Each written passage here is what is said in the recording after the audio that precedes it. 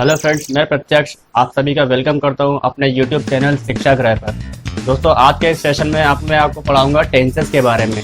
दोस्तों, ये टेंसेस भी इंग्लिश ग्रामर के बहुत ही इंपॉर्टेंट चैप्टर है, जिसकी वजह से आप सारे ट्रांसलेशन और ट्रांसफॉर्मेशन कर पाते हैं। दोस्तों, ये चैप्टर आप लिए ही नहीं, आपके भाई बहनों और फ्रेंड्स के लिए भी है जो इस वक्त अभी हाई स्कूल इंटरव्यू कर रहे हैं। तो उनको भी प्लीज़ आप इस वीडियो को शेयर कीजिएगा और देखने के लिए ज़रूर भूलिएगा।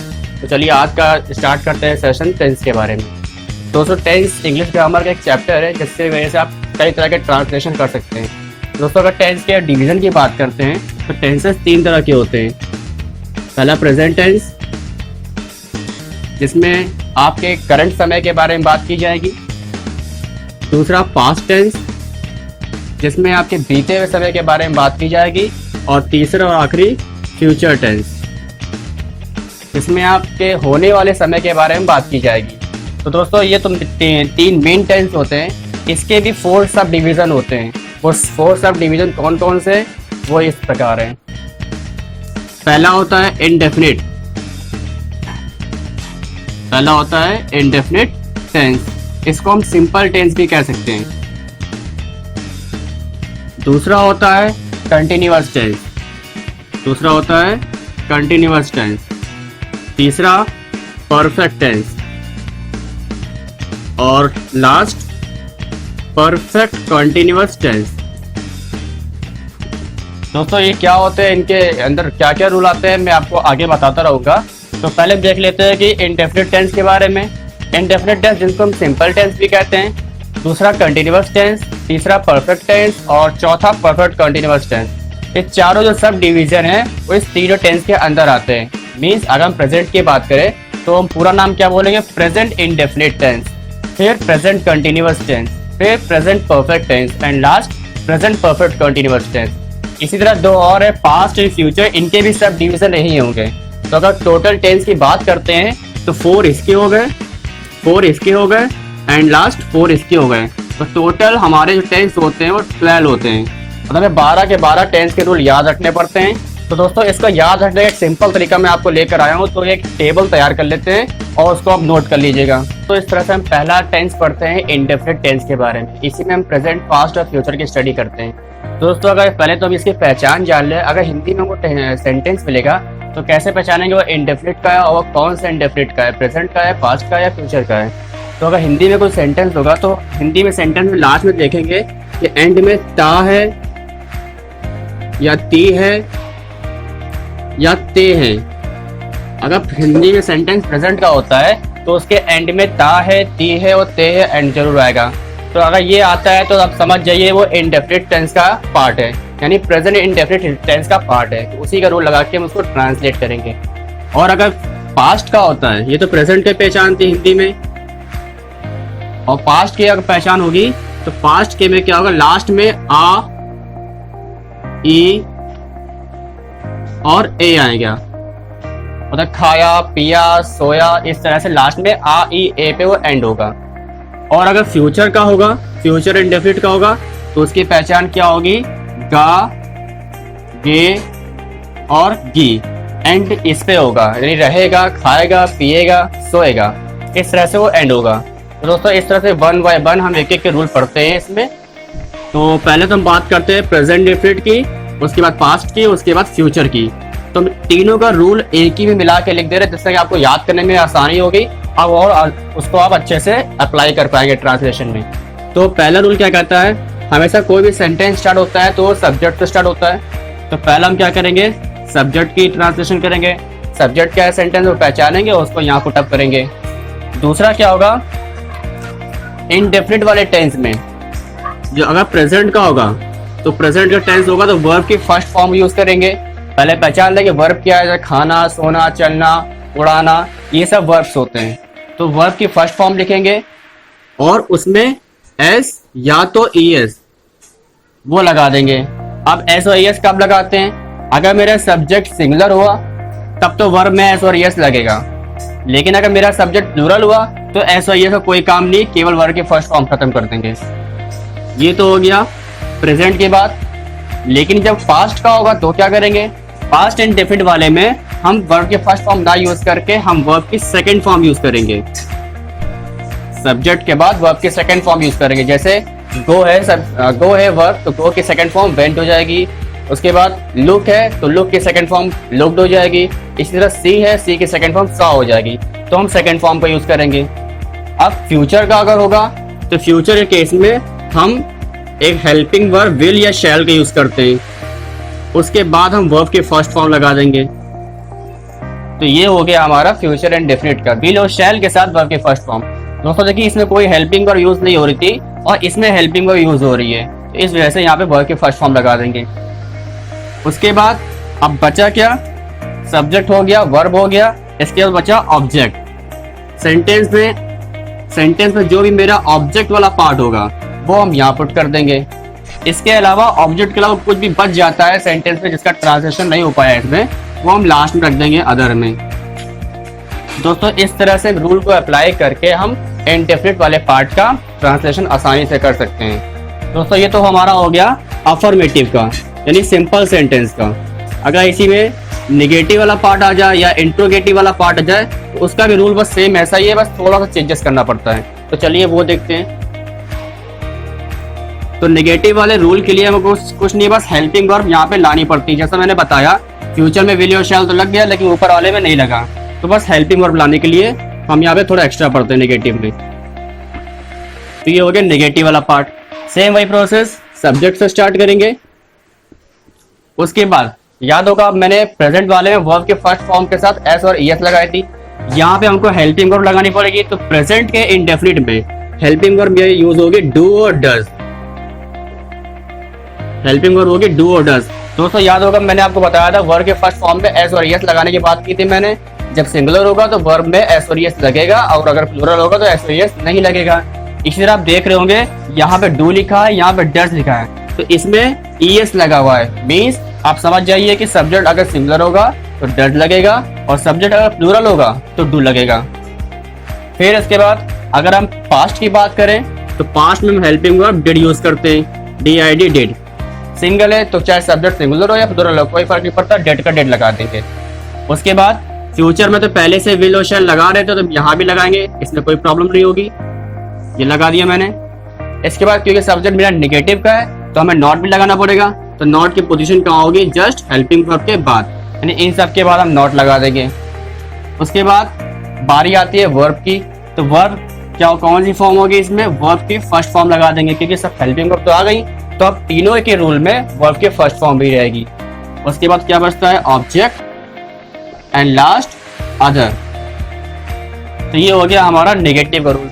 तो दोस्तों अगर आपको कोई वीडियो समझ नहीं आ रहा हो, कोई टॉपिक समझ नहीं आ रहा, तो आप प्लीज इसको रिवाइंड करके आप इसको दोबारा देख सकते हैं। तो चलिए इसके बाद हम स्टार्ट करते हैं कंटिन्यूअस का पार्ट। तो दोस्तों अब ये सेकंड पार्ट कंटिन्यूअस के बारे में। कंटिन्यूअस के बारे में भी पहले पहचान पढ़ लेते हैं हिंदी में। हिंदी में अगर सेंटेंस होगा तो उसके पहचान में क्या होगा, लास्ट में रहा, रहे और रही होंगे, और जिस तरह का टेंस होगा उसके लास्ट में था, है, होगा लग जाएगा।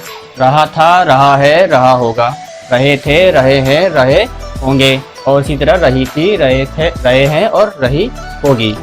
तो इसके रूल के बारे में पढ़ लेते हैं। तो दोस्तों सब्जेक्ट हमेशा सबसे पहले होगा, अफर्मेटिव अगर सेंटेंस है तो। उसके बाद यहाँ पे पहले ही हेल्पिंग वर्ब आ जाएगी। इंडेफिनिट वाले में बस अफर्मेटिव में हेल्पिंग वर्ब नहीं थी, उसके बाद नेगेटिव लगानी पड़ती, यहाँ पे स्टार्टिंग में हेल्पिंग वर्ब रहेगी। तो दोस्तों प्रेजेंट की बात करें तो प्रेजेंट की हेल्पिंग वर्ब क्या होगी, इज, एम और आर। अगर प्रेजेंट का सेंटेंस है जिसमें है लगा होगा, उसमें हेल्पिंग वर्ब इज, एम और आर यूज होगी। तो इज, एम, आर कब कब यूज करेंगे, अगर मेरा सब्जेक्ट सिंगुलर हुआ इज, मेरा सब्जेक्ट अगर प्लूरल हुआ तो आर, और अगर आई होगा तो आई के साथ ऑलवेज एम का यूज करेंगे। इसके बाद हम पास्ट की बात करते हैं। तो पास्ट में हेल्पिंग वर्ब क्या यूज होगी, तो पास्ट में हेल्पिंग वर्ब यूज होगी वॉज एंड वर। ये हो गया पास्ट का। इसी तरह फ्यूचर का पढ़ते हैं। तो फ्यूचर में हेल्पिंग वर्ब क्या यूज होगी, दोस्तों देखा होगा आपने विल और शैल तो पहले ही यूज कर रहे थे इंडेफिनिट वाले में, तो बस इसमें आगे बी और ऐड हो जाएगा, विल बी और शैल बी। इसके बाद बात करते हैं वर्ब की। तो इंडेफिनिट वाले में तो वर्ब की फर्स्ट फॉर्म लग गई थी, इसमें कौन सी वर्ब की फॉर्म रहेगी, तो इसमें वर्ब की आईएनजी फॉर्म रहेगी। वर्ब की फर्स्ट फॉर्म लगाने के बाद आईएनजी लगा देंगे लास्ट में। जितने भी कंटिन्यूअस के सेंटेंस होंगे सब में आईएनजी फॉर्म की यूज करेंगे। इसके बाद वही same object and last other. तो ये हो गया हमारा अफर्मेटिव रूल। नेगेटिव रूल बहुत सिंपल है, इसके लिए अलग से बताने की जरूरत नहीं है। अगर नेगेटिव सेंटेंस होगा तो हेल्पिंग वर्ब के बाद नॉट लगाएंगे, तो क्योंकि सारी हेल्पिंग वर्ब पहले से ऑलरेडी लगी हुई है तो बस इसके बाद हम नॉट का यूज कर लेंगे अगर नेगेटिव सेंटेंस होगा। लेकिन एक बात और, अगर हम इसकी बात करें फ्यूचर की, तो इसमें अगर नेगेटिव लगाना हो तो हम विल बी नॉट ना लगा के हम नॉट का यूज यहाँ करेंगे। जो पहली हेल्पिंग वर्ब होगी हम उसके बाद नॉट लगाएंगे, उसके बाद चाहे बी लगाओ हैव लगाओ उसके बाद नहीं लगाएंगे, तो नॉट का यूज हम यहाँ करेंगे। ये बस मेन यार्ड नोट कर लीजिएगा। इस तरह से मेरा कंटिन्यूअस का नेगेटिव और अफर्मेटिव भी हो गया। अगर इंट्रोगेटिव भी आप लगाते हैं या पढ़ते हैं तो इंट्रोगेटिव में कुछ मेन काम नहीं करना पड़ता है, बस इसी हेल्पिंग वर्ब को उठा के सबसे आगे कर देना होता है। तो दोस्तों अगर हम क्वेश्चन वाले मार्क की बात करें, इंट्रोगेटिव की बात करें, तो इंट्रोगेटिव दो तरह के होते हैं, एक तो होता है सिंगल और एक होता है डबल। सिंगल और डबल क्या चीज है? सिंगल डबल जैसे जिन क्वेश्चंस का आंसर आप केवल यस और नो में दे सकते हैं, जैसे क्या आपने खाना खाया, क्या आप कल स्कूल गए थे, क्या रमेश मार्केट जा रहा था, तो इसका आंसर आप हाँ या ना में देंगे तो उसका हम सिंगल इंट्रोगेटिव में रखते हैं। डबल इंट्रोगेटिव कब यूज करेंगे? जब आप कोई क्वेश्चन वर्ड बीच में लेकर आएंगे इसका आंसर आप डिस्क्रिप्टिव दे सकें, जैसे कि रमेश कल स्कूल क्यों नहीं गया, रोहन आज मार्केट क्यों जा रहा था, या रोहन मार्केट कब जा रहा था, तो इसका आंसर आप डिस्क्रिप्टिव देंगे, तो वो डबल इंट्रोगेटिव।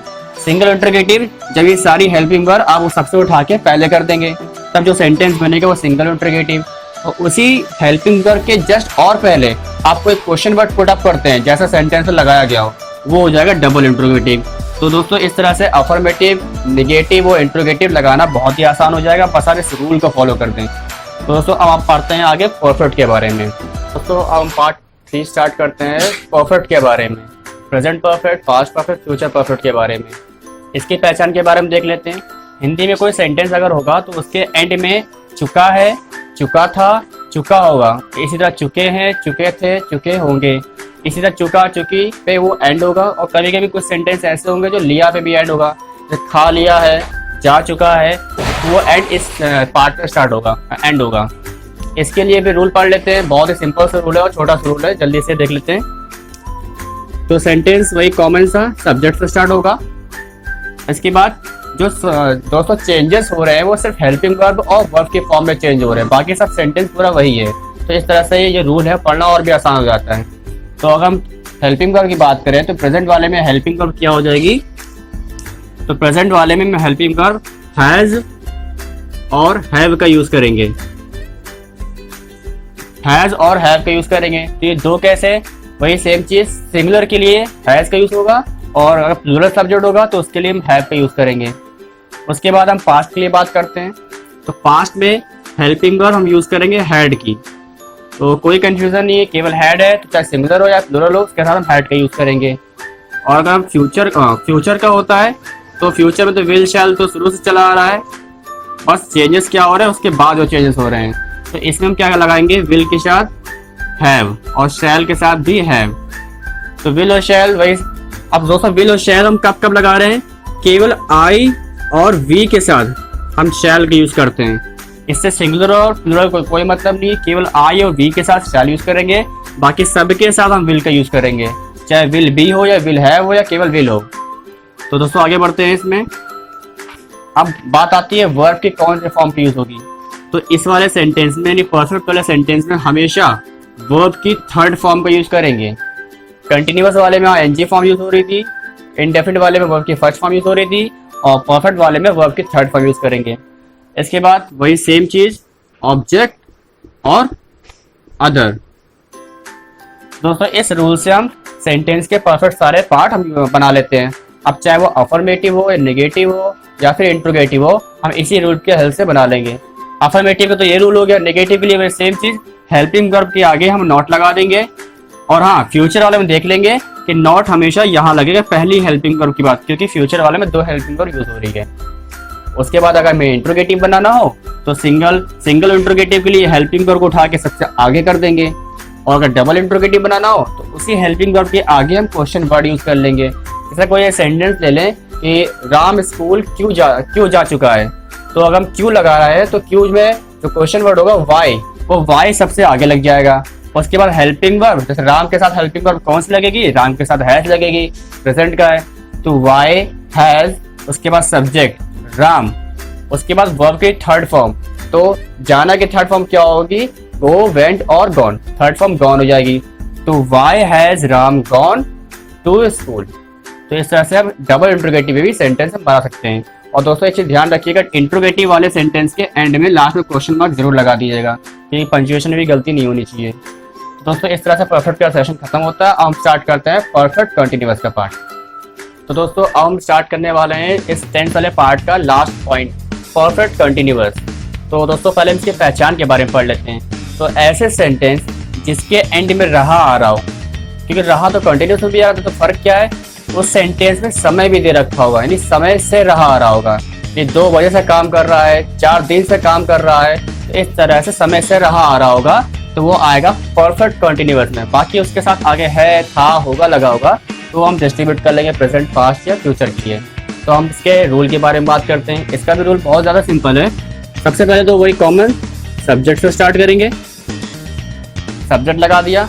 अब इसके बाद जहाँ चेंज हो रहा था हेल्पिंग वर्ब, तो दोस्तों ये जो सेंटेंस है, ये जो पार्ट है परफेक्ट कंटिन्यूअस, 2 रूल का इसमें मिक्सअप लेंगे। तो पहले लिखा है परफेक्ट और उसके बाद लिखा है कंटिन्यूअस। तो जो हेल्पिंग वर्ब हम ले रहे हैं वो परफेक्ट के लिए लेंगे। तो परफेक्ट में हेल्पिंग वर्ब क्या ले रहे थे, हैज और हैव। प्रेजेंट वाले में तो हम हैज और हैव ले रहे थे, वो मैंने यहाँ ले लिया। उसके बाद पास्ट वाले में हैड यूज कर रहे थे, मैंने हैड यूज कर लिया। और फ्यूचर वाले में हम विल हैव और शैल हैव का यूज कर रहे थे, वो मैंने यहाँ ले लिया। तो इस तरह से मैंने परफेक्ट के रूल इस परफेक्ट कंटिन्यूअस वाले में यूज कर लिया। उसके बाद आता है वर्ब। तो जैसा मैंने परफेक्ट के लिए हेल्पिंग यूज कर ली, उस तरह कंटिन्यूअस वाले पार्ट का वर्ब का यूज कर लेंगे। तो कंटिन्यूअस वाले में वर्ब की आईएनजी फॉर्म लगती थी, वो हम यहाँ लगा लेंगे, वर्ब की फर्स्ट फॉर्म के साथ आईएनजी।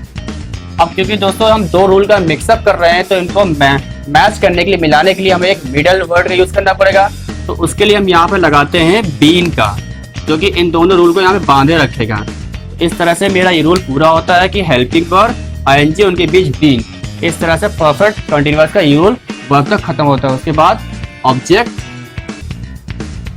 और जो अदर बच जाता है वो यहाँ लिख देते हैं। और दूसरी चीज मैंने यहाँ पे बात की थी समय से रहा की, नहीं इसमें टाइम भी दे रखा होगा, तो टाइम को कहाँ मेंशन करेंगे। तो दोस्तों टाइम को यहाँ हम लास्ट में मेंशन करेंगे, लेकिन टाइम को मेंशन करने से पहले हम यहाँ पे सिंस या फिर फॉर इनका यूज करेंगे।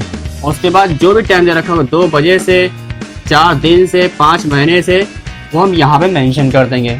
अब बात आती है सिंस कब लगाएं या फॉर कब लगाएं। दोस्तों किताबों में तो यही लिखा है कि अनिश्चित समय के लिए हम फॉर यूज करेंगे और निश्चित समय के लिए सिंस यूज करेंगे, तो ये थोड़ा कंफ्यूजिंग होती है। तो दोस्तों इसके लिए आप ये इमेजिन कर लीजिए, जो भी टाइम आप कैलेंडर क्लॉक में देख सकते हैं उसके लिए आप सिंस का यूज करेंगे, और जो टाइम क्लॉक या कैलेंडर में नहीं लिखा दे सकते हैं उसके लिए फॉर यूज करेंगे। जैसे कि केस हम बात करते हैं 2 बजे की, तो 2 बजे आप टाइम में यानी क्लॉक में देख सकते हैं कि 2 बजे कैसा होता है, तो उसके साथ सेंस का यूज करेंगे। लेकिन 2 घंटे का बोलता है, 2 घंटे आप क्लॉक में नहीं देख सकते, 2 घंटे वो कुछ भी हो सकता है, उसके लिए फॉर यूज करेंगे। कैलेंडर की बात करें, मंडे, ट्यूसडे, 2 तारीख, 3 तारीख, 4 जनवरी, ये सब आप कैलेंडर में देख सकते हैं। लेकिन 4 महीने, 3 दिन, 5 दिन, 2 हफ्ता, ये सब आप कैलेंडर में नहीं देख सकते, बस ये बोलने की बात होती है, तो उसके लिए हम फॉर का यूज करेंगे। तो शॉर्ट ट्रिक यही है कि जो आप टाइम किसी को देख सकते हैं, चाहे कैलेंडर में हो चाहे घड़ी में हो, उसके लिए सेज, अदरवाइज फॉर का यूज करेंगे। तो इस तरह से मेरा ये पार्ट खत्म होता है। नेगेटिव, अफर्मेटिव और इंट्रोगेटिव के लिए सेम रूल है। नेगेटिव के लिए हम नॉट का यूज हेल्पिंग वर्ब के बाद करेंगे, और मैंने कहा था जो पहली हेल्पिंग वर्ब होगी उसी के बाद ही नॉट लगाएंगे, तो चाहे वो यहाँ हो इसके बाद लगाएंगे, चाहे वो यहाँ हो, क्योंकि हैज बीन के बाद भी हैज नॉट बीन इस तरह से यूज करेंगे। उसके बाद अगर इंट्रोगेटिव बनाना हो तो हेल्पिंग वर्ब को सबसे आगे कर देंगे। तो दोस्तों इस तरह से मेरा ये वीडियो टेंस के बारे में खत्म होता है। इसके मैंने चारों पार्ट बता दिए हैं। अगर आपको वीडियो में कुछ पॉइंट क्लियर नहीं हो रहा तो आप उसको रिवाइंड करके फिर से देख सकते हैं, या पॉज करके आप इस रूल को नोट कर सकते हैं। दोस्तों इस तरह से ये वीडियो आपके लिए काफ़ी हेल्पफुल है। आप इसको अपने फ्रेंड्स, भाई बहनों में भी शेयर कीजिएगा, उनके लिए भी काफ़ी काम की चीज़ है। तो अगर आपको मेरा वीडियो पसंद आए तो प्लीज़ आप उसको लाइक और सब्सक्राइब जरूर कर दीजिएगा, और उसको ज़्यादा से ज़्यादा शेयर भी कीजिएगा।